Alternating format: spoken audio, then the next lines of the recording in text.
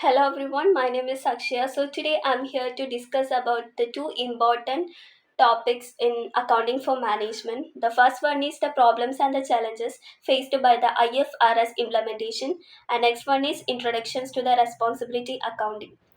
So let's begin with the first topic, the problems and the challenges in IFRS implementation. So what is IFRS? IFRS stands for the International Financial Reporting Standards.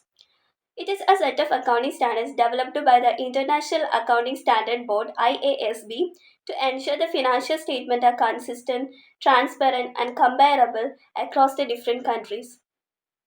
Many nations, including India, have adopted IFRS or developed the converged standards such as Indian accounting standards. However, the implementations of IFRS has not been an easy process.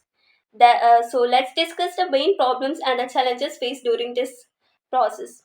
The first challenge is the lack of awareness and expertise. One of the biggest challenge is the lack of proper knowledge and training among the accountants, auditors, and the financial professionals. Since the IFRS is principle based and quite complex, it requires skilled personnel to interpret and apply it correctly. And the second one is high cost of implementation. IFRS adoption requires major changes, employee training, and adopted software. This can be a very expensive process, especially for the small and the medium enterprise. Every large organization incur high costs during the transition phase. And the third one is difference between the IFRS and local GAAP. GAAP means generally accepted accounting principles. Before the IFRS, many countries had their own GAAP. The concept and treatment of IFRS like fair value measurement or revenue recognition often differs from local rules, make the transition difficult. And the fourth one is the legal and the regulatory conflicts. In some countries, company laws and the tax regulations are not fully aligned with IFRS standards. This leads to confusion and the conflicts between the financial reporting and the legal compliance. And the fifth one is complexity and the frequent changes. IFRS includes many detailed and technical standards such as IFRS 9. It was related to the financial instruments, and IFRS 15, which was related to revenue, IFRS 16, which was related to leases. They are difficult to interpret, and since the IASB frequently updates the standards, keeping up with the changes becomes a challenge. And sixth one is lack of infrastructure and the technology. Implementation of the IFRS requires modern accounting system and software. Many organizations, particularly in developing countries, lack the necessary technology to generate the IFRS compliant financial reports. And the seventh one is the cultural and the behavioral resistance. People are often comfortable with the traditional accounting systems. Many accountants and the managers show resistance to change because they fear mistakes, extra workload, or a lack of understanding of the new system. And the eighth one is translation and the interpretation problems. IFRS is originally written in English. When it is translated into local languages, difference in interpretation may occur, leading to inconsistencies in reporting. And the ninth one is coordinating among the regulators. Successful implementation requires coordination among the government agencies, professional bodies, auditors, and educational institutions. Lack of coordination slows down the process and create confusions. So let's summarize the challenges and the problems in IFRS implementation. The first one is lack of awareness and expertise, high cost of implementation, difference between the IFRS and the local GAAP, legal and the regulatory conflicts, complexity and the frequent changes, lack of infrastructure and the technology, cultural and the behavioral resistance, translation and the interpretation problems, coordination among the regulators.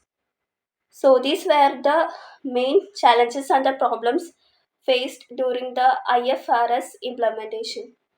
So, next, moving to the next topic, introductions to the responsibility accounting.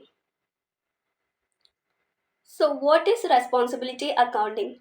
It is a system of the accounting in which different sections, departments, or the divisions of an organization are made responsible for their own performance and the result. In simple words, we can say is that it means assigning responsibilities to the managers or the departments and measuring their performance against the specific targets. So, there are some objectives of responsibilities in accounting. The main objective is control the cost effectively, then evaluate the performance of each department, encourage accountability among the managers, support better decision making and performance measurement. Responsibility accounting divides the organization into different responsibility centers. Each center is controlled by the manager who is responsible for its performance. There are four main types of responsibility centers, that is cost center, revenue center, profit center and investment center. Then we can discuss about the importance of the responsibility accounting. It helps in performance evaluation of the managers. It promotes accountability and transparency. It assists the management in budgeting and cost control, and also it encourages motivation and efficiency since every department knows its targets and responsibilities. There are some examples for the responsibility accounting. In a large manufacturing company, the production department is the cost center, the sales department is the revenue center, and the branch offices act as a profit centers. The head office functions is an investment center. Each of this is evaluated based on how well it is performed its assigned responsibilities. So, responsibility accounting is a powerful management tool that links the authority with accountability. It ensures that every part of the organization contributes efficiently to the overall goal of the business.